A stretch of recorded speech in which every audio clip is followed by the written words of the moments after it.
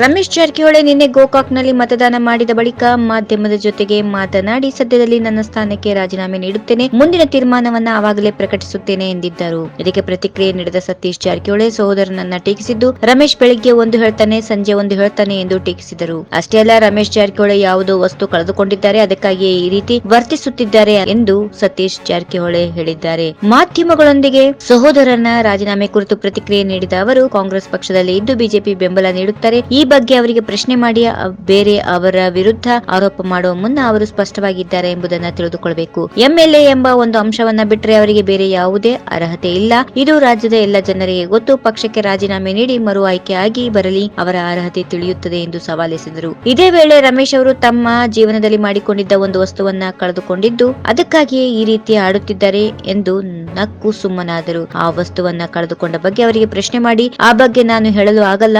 ಅವನೇ ಏನೇ ತಿಳಿದುಕೊಂಡ್ರು ನಮ್ಮ ಮೇಲೆ ಆರೋಪ ಮಾಡುತ್ತಿದ್ದಾನೆ. ನೀವೇ ಈ ಬಗ್ಗೆ ಪ್ರಶ್ನೆ ಮಾಡಿ ಎಂದರು. ಇತ್ತ ರಾಜೀನಾಮೆ ಅಂತಿಮ ತೀರ್ಮಾನ ಕೈಗೊಳ್ಳುವ ಉದ್ದೇಶದಿಂದ ಬೆಂಗಳೂರಿಗೆ ಆಗಮಿಸಿರುವ ರಮೇಶ್ ಜಾರಕಿಹೊಳಿ ಅವರು ಮಾಧ್ಯಮಗಳಿಗೆ ಪ್ರತಿಕ್ರಿಯೆ ನೀಡಿ ಸತೀಶ್ ಜಾರಕಿಹೊಳಿ ಹೇಳಿಕೆಗೆ ತಿರುಗೇಟು ನೀಡಿದರು. ಆ ವಸ್ತು ಅಂದ್ರೆ ಮಂತ್ರಿ ಸ್ಥಾನ ಎನ್ನಬಹುದು. ಅದಕ್ಕಾಗಿಯೇ ಈ ಬಗ್ಗೆ ಮಾತನಾಡುತ್ತಿದ್ದಾರೆ. ಆದರೆ ನಾನು ಸ್ವತಃ ಸಚಿವ ಸ್ಥಾನ ಬಿಟ್ಟುಕೊಟ್ಟಿದ್ದೇನೆ. ಸಚಿವ ಸ್ಥಾನ ಬೇಕು ಎಂದಿದ್ದರೆ ದೆಹಲಿಗೆ ಹೋಗಿ ತರುತ್ತೇನೆ. ನಾನು ಯಾವತ್ತೂ ಸಚಿವ ಸ್ಥಾನಕ್ಕಾಗಿ ಲಾಬಿ ಮಾಡಿಲ್ಲ.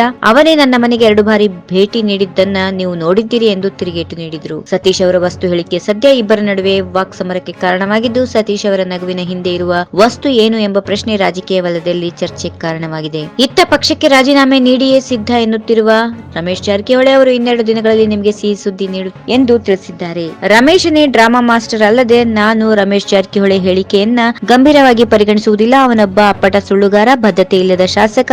ಇವತ್ತು ಈ ರೀತಿ ಹೇಳುತ್ತಾನೆ, ನಾಳೆ ಮತ್ತೊಂದು ರೀತಿ ಹೇಳುತ್ತಾನೆ. ಯಮಕನ ಮರಡಿ ಚುನಾವಣೆಗೆ ಇನ್ನು 4 ವರ್ಷ ಕಾಲಾವಕಾಶ ಇದೆ. ಅವಾಗ ಏನಾಗುತ್ತೋ ನೋಡೋಣ. ಸದ್ಯಕ್ಕೆ ಅದರ ಬಗ್ಗೆ ಚರ್ಚೆ ಬೇಡ ಅಂತ ಹೇಳಿದ್ರು. ಇದೇ ವೇಳೆ ನನ್ನ ಮೇಲಿನ ಆರೋಪ ನಿರಾಧಾರ. ಮೊದಲು ರಮೇಶ್ ಯಾವುದಾದ್ರೂ ಒಂದು ಪಕ್ಷ ಆಯ್ಕೆ ಮಾಡಲಿ. ಕಾಂಗ್ರೆಸ್ ನಲ್ಲಿದ್ದುಕೊಂಡು ಬಿಜೆಪಿ ಪ್ರಚಾರ ಮಾಡುವುದು ಸರಿಯಲ್ಲ.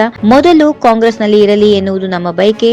ಒಂದು ವೇಳೆ ಅವರು ರಾಜೀನಾಮೆ ನೀಡಿದರೆ ಸರ್ಕಾರಕ್ಕೆ ಯಾವುದೇ ತೊಂದರೆ ಆಗೋದಿಲ್ಲ ಅಂತ ಸತೀಶ್ ಜಾರಕಿಹೊಳಿ ಹೇಳಿದ್ರು. ಜೊತೆಗೆ PLDE ಚುನಾವಣೆ ವಿಚಾರದಲ್ಲಿ ಸಿಎಂ ನೇತೃತ್ವದಲ್ಲಿ ಭಿನ್ನಮತ ಶಮನ ಸಭೆ ನಡೆಯಿತು. ಡಿಕೆ ಶಿವಕುಮಾರ್ ಜಿಲ್ಲೆಯ ಹಸ್ತಕ್ಷೇಪದ ಬಗ್ಗೆ ರಮೇಶ್ ಜಾರಕಿಹೊಳಿ ಜೊತೆ ಮಾತುಕತೆ ನಡೆದಿದ್ದು ನಿಜ ಎಂದು ಸತೀಶ್ ಜಾರಕಿಹೊಳಿ ಹೇಳಿದ್ರು.